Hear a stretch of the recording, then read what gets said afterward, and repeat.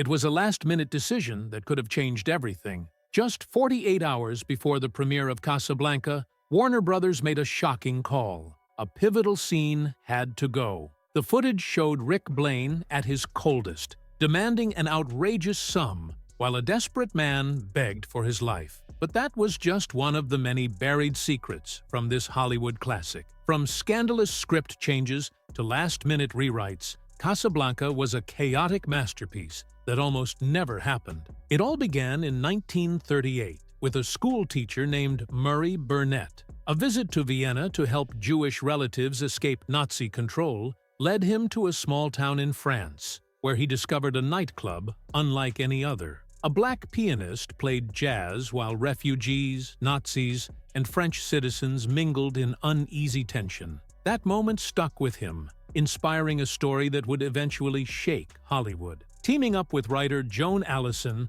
Burnett penned Everybody Comes to Rick's, a play with a bold anti-Nazi message. But Broadway wasn't interested. The script hinted that its female lead had exchanged favors for letters of transit, and in 1940, that was too risky. Rejected but not forgotten, the play eventually landed in the hands of Warner Brothers, setting the stage for cinematic history. Timing is everything. Everybody Comes to Rick's arrived at Warner Brothers the day after the attack on Pearl Harbor. Irene Diamond, a sharp-eyed story editor, saw its potential and pushed producer Hal B. Wallace to act fast. Warner Brothers paid a record-breaking $20,000 for the script, an unheard-of amount for an unproduced play. The investment raised eyebrows, but with America now fully engaged in the war, the studio saw an opportunity to create something meaningful. Yet, despite the excitement, even its stars weren't convinced. Humphrey Bogart, best known for playing tough gangsters,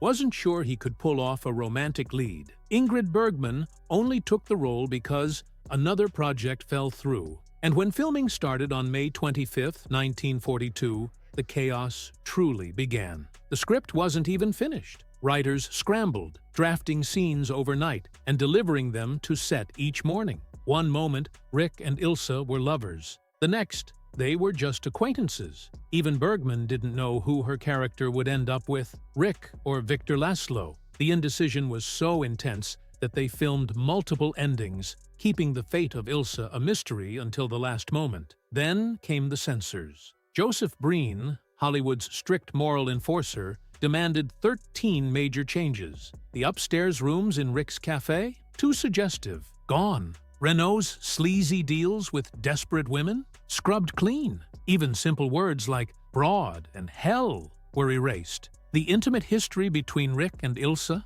Watered down to longing glances and coded dialogue. What should have been explicit was now left to the audience's imagination, creating an intensity that no amount of direct storytelling could match. But not all last-minute changes were due to censorship. Some were pure filmmaking magic. Bogart's legendary line, "Here's looking at you, kid," wasn't even in the script. He improvised it on set. And that famous final line, "Lewis, I think this is the beginning of a beautiful friendship," it was recorded after filming had wrapped, with Bogart paid an extra $50,000 just to come back and say it. Even the unforgettable airport scene was a trick of the eye, shot on a small soundstage with a model plane and little people as background extras to create the illusion of scale. Yet just when Casablanca seemed destined to be another studio film, history intervened. In November 1942, the Allied forces invaded French North Africa.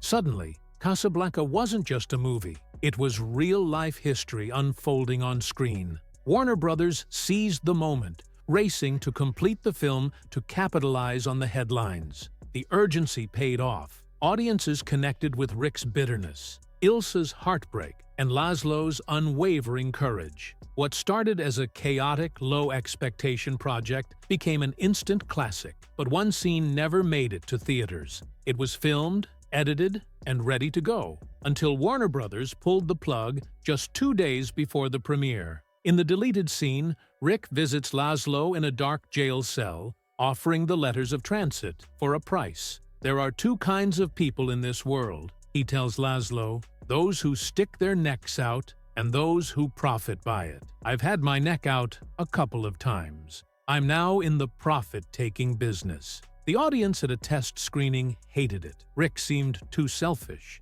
too cold. Warner Brothers made the call. The scene had to go. And just like that, a defining moment of Rick's character was lost to time. But Casablanca's secrets don't end there. What other hidden moments, behind-the-scenes chaos, and last-minute decisions shaped the film we know today? The truth is more surprising than you think, and it's just getting started.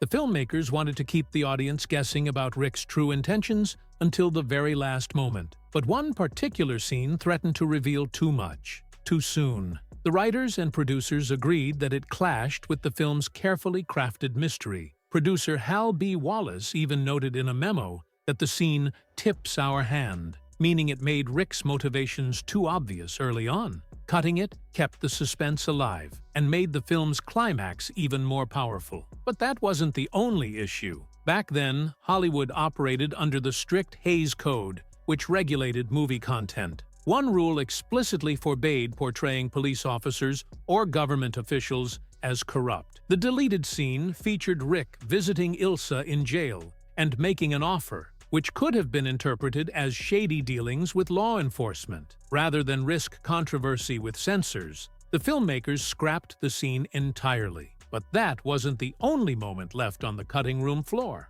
Another lost scene would have added a darkly comedic twist at Rick's Cafe in 1941. It involved Sasha, the bartender, outsmarting a German officer with a dangerously potent drink, a cocktail laced with strong rum, absinthe, and even gunpowder. As the officer bragged about his tolerance, Sasha handed him the kamikaze cocktail. One gulp, and his smug expression twisted into shock. His eyes rolled back, and he collapsed face first onto the bar, silencing the entire cafe. Rick barely reacted, offering only the faintest smirk, while the ever-efficient Sasha wiped the bar clean around the unconscious officer. Carl, the waiter, quipped, "I think the gentleman has found his Waterloo in a glass." The scene was hilarious, but it didn't make the final cut. Why? Length and censorship. The film was already running long, and this moment delayed Ilsa's introduction. Plus, the Hays Code discouraged excessive drinking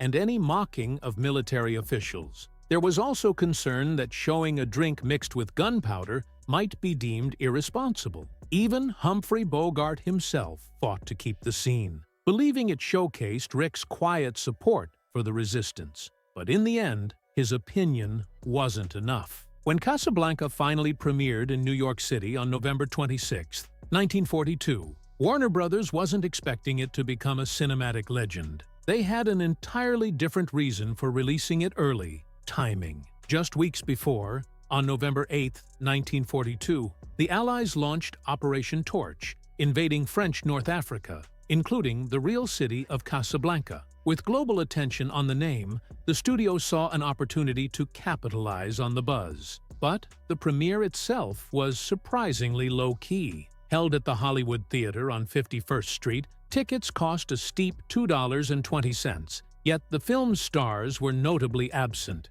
Humphrey Bogart, famously afraid of flying, stayed in California, while Ingrid Bergman was tied up with a Broadway performance. Instead, the audience was mostly Warner Brothers executives and New York's elite. Even the film's early reception was quieter than expected. It wasn't an instant smash. Earning about $3.7 million in its initial run, Casablanca did well, but wasn't a box office juggernaut. To put it into perspective, the biggest hit of 1943, For Whom the Bell Tolls, pulled in a staggering $11 million.